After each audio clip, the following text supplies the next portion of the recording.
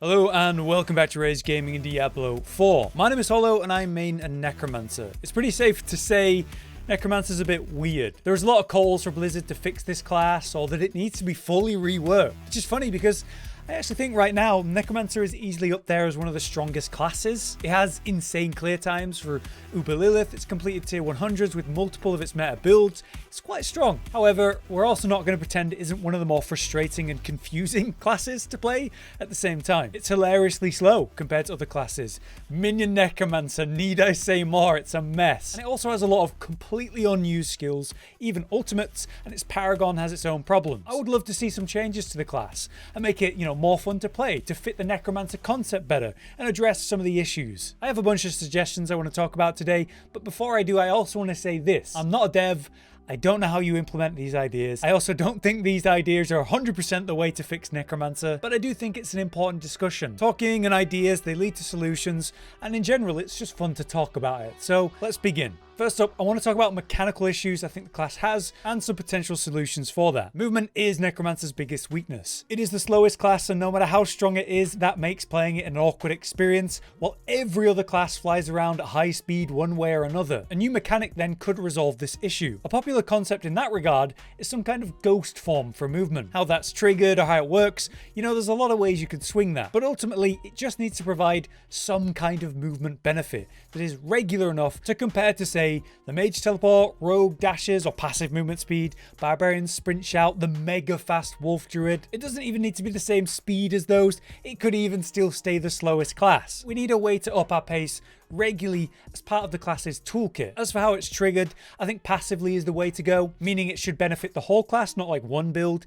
if possible. I could imagine it being something that triggers after you use like any dash, causing you to enter a ghost form that grants movement speed, which then would make multiple dash boots actually usable, or you could tie it to like the spawning of corpses generating more movement speed as you're near them or something. Next for mechanical changes though, it's of course the minions. Necromancer is conceptually one that uses the dead to its advantage, and while I agree not every Necromancer in that concept is always surrounded by the undead, it's fair to say that at least one or some of the Necromancer builds that are tied to summoning should be consistently relevant in the meta. My main mechanical issue with Minion Necromancer comes down to summoning abilities themselves. They take up an ability slot. To summon your skeletons, right, that's one thing, but also another slot for your golem, that's so over the top. Consider the crazy benefits of sacrificing your golem. Not only do you get the say 30% times crit damage for the sacrifice, but also you get to keep an ability slot for not having golem, which is a pretty big deal. Really highlighted when you look at, say, the Druid boons,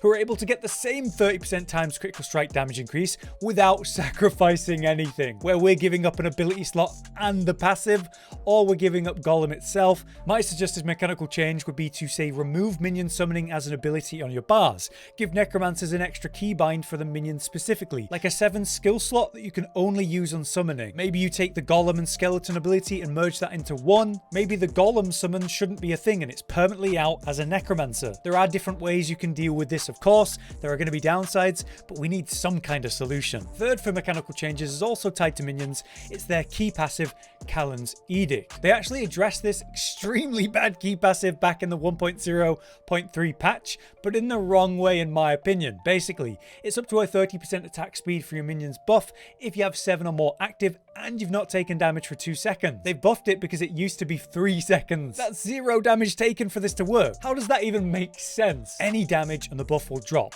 Even if you've like mega reduced the damage through mitigation, it's still damage, so you lose the buff. Meanwhile, you look at Rathma's Vigor.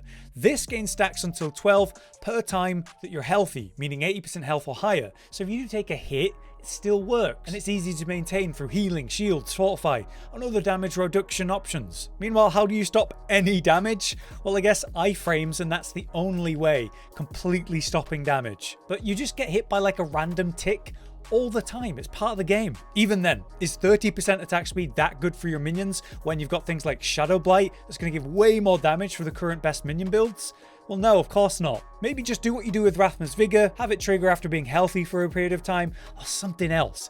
It's just so weird in its current state. Lastly, for mechanical changes, the actual targeting of your minion summon or the corpse explosion. If you're using a controller, it sort of auto-targets the nearest corpse for you. Meanwhile, on mouse, you have to manually and accurately hover over it. And if you're off even by a little bit, nothing will happen. Actually, that's not true. Something worse happens. Your character does the animation and wastes the time because he doesn't actually do anything. So in a way, that CCs you for a moment, which is brutal. A logical fix for that would be to just let us target specific corpses in the same way we do now, but give it a wider reaching auto lock to the nearest corpse, comparable to the way the controller players have it. Moving on from mechanical, let's talk about aspects. The first thing I want to highlight with aspects is the minion related aspects, which increase your skeletal warrior and mage count. Now, to play the minion necromancer, you must have these aspects, because without them, many mechanics just don't work. If you're unaware, many minion aspects require having 7 or more minions, like the key passive Kalen's Edict we just talked about. So to play minion necromancer, you need to have these 2 aspects, meaning you always must give up 2 aspects to simply exist and work as a minion necromancer, which is super unreasonable considering a brand new necromancer certainly doesn't have those aspects and won't have them for some time. The way to solve this is to not have this concept as an aspect. It's ridiculous. Why are they not in the skill tree? Or I guess Paragon if you have to, because then there's a 100% guaranteed way to increase your minion count to get the benefits of the aspects and the key passive that is linked to that. I'd prefer if it was in the skill tree, you know, so level 1 to 50 can actually play minion necromancer. That'd be nice. The next topic has to be ultimates then, which have some all important aspects tied to them, but only one of them is actually meta relevant. We're all using Bone Storm, let's be real. It's an ability that provides damage over time, damage reduction, a huge 20% crit chance while active, all in one ability. Then it's got some of the best aspects in the game, with Shielding Storm, providing a massive shield while it's going. Or there's an aspect to increase how long that shield lasts, an aspect to change the damage to shadow and shadow damage over time, which is incredible when you're using the Shadow Blight key passive. Plus, as a barrier, you can even get that one aspect conceited that increases your damage while the barrier is up. It's just so much in one ability. And what a great ability that, yeah, I don't really want to see nerfed. What I want to see is the other ultimates become more competitive. Blood Wave is sad. It's low damage. It's a small knockback. And you get 3 blood orbs on use. It does have the tidal aspect where you make it pulse 3 times for, you know, much reduced damage. But then you get more knockback and more blood orbs. There's some nice benefits there for Blood Necromancer, but I think it just needs way more love. Then there's Army of the Dead, which generates minions that run up and blow up. It can even summon all minions at once, which is cool, and it has high lucky hit chance, which is very good with its unique,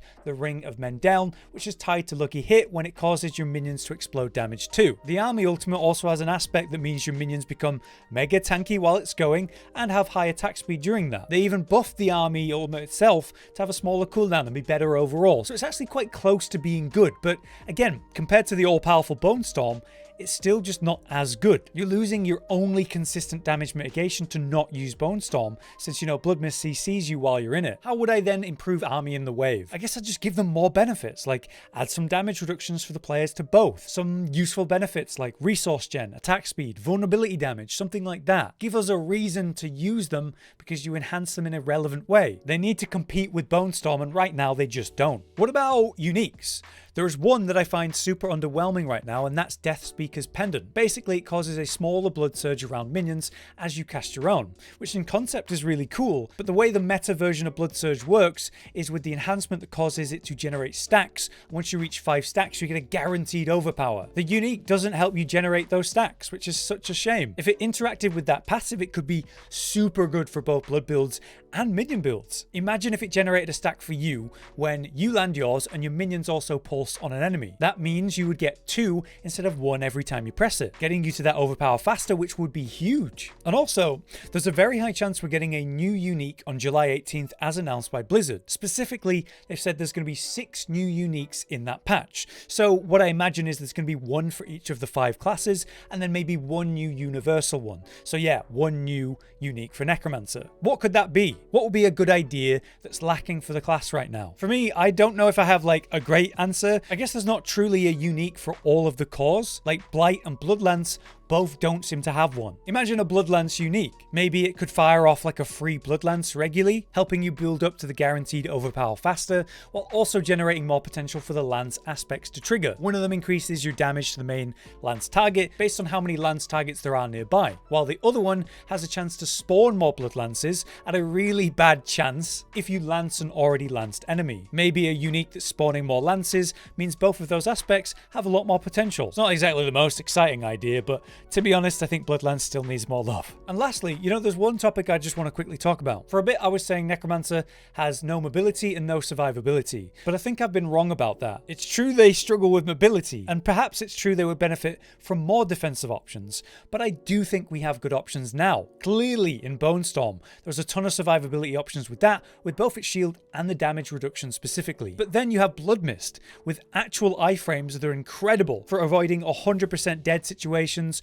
We have this get out of jail free card there, and it breaks you out of hard CC, where others would just die when they get stunned, especially at higher tier Nightmare dungeons. Then there's the all-important, very often used now in most Necromancer builds, Decrepify, which curses enemies to cause them for 10 seconds to deal 20% less damage flat out. It's an incredible way to reduce damage for all Necromancers. So I think it's unfair, to claim Necromancer has, you know, really bad or no survivability options as a class. I think it has 3 great ones. Yeah, I'd like more, but I just want to walk back my criticism of the class in that way. I do think it's actually reasonably survivable. But there you have it. Those are some of the most important topics I think I can explain and offer any kind of solution to. Like I said, I don't think I have the right answers, and often you don't really know what you actually want in these cases. But I do hope in Season 1 we see some mechanical updates to Necromancer that make the class feel, you know, more like a Necromancer, while also, of course, addressing some of the really irritating stuff like minion mechanics and the movement issues of the class. For now though, I've been Hollow, you've been you, thanks for watching, and I'll see you next time.